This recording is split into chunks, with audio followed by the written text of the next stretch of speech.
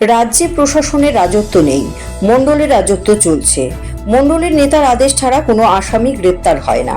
গোটা রাজ্যের সাথে পাল্লা দিয়ে আগরতলা শহরে চন্দ্রপুর, আশ্রম চৌমুহনী সহ সমগ্র ধলেশ্বর এলাকায় বিভিন্ন রাস্তার আনাচে কানাচে নেশার উপদ্রব।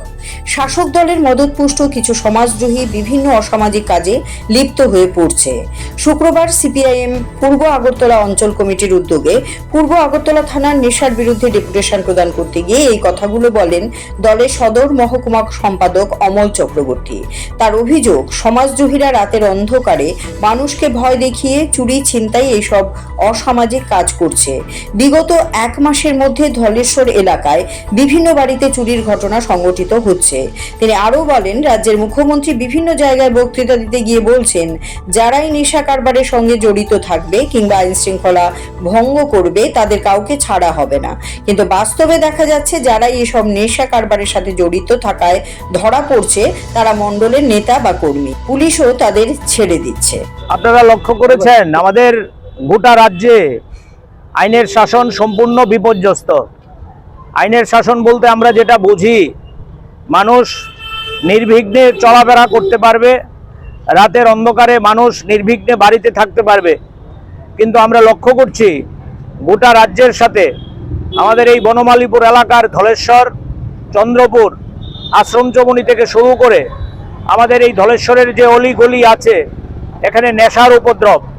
শুধু নেশার উপদ্রব বললে ভুল হবে, সেখানে শাসক দলের মদতপুষ্ট সমাজদ্রোহীরা আমরা লক্ষ্য করছি রাতের অন্ধকারে বিভিন্ন আনাচে কানাচে তারা অসামাজিক কাজে লিপ্ত।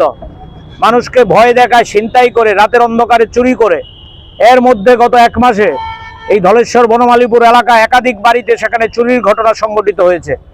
কিন্তু আমাদের রাজ্যের মুখ্যমন্ত্রী বিভিন্ন জায়গায় বক্তৃতা করতে গিয়ে বাজার গরম করছেন, বলছেন নেশা কারবারিদের ছাড়া হবে না, যারা আইন শৃঙ্খলা নষ্ট করছে তাদেরকে পুলিশের জালে তুলে দেওয়া হবে। কিন্তু কি করে সম্ভব?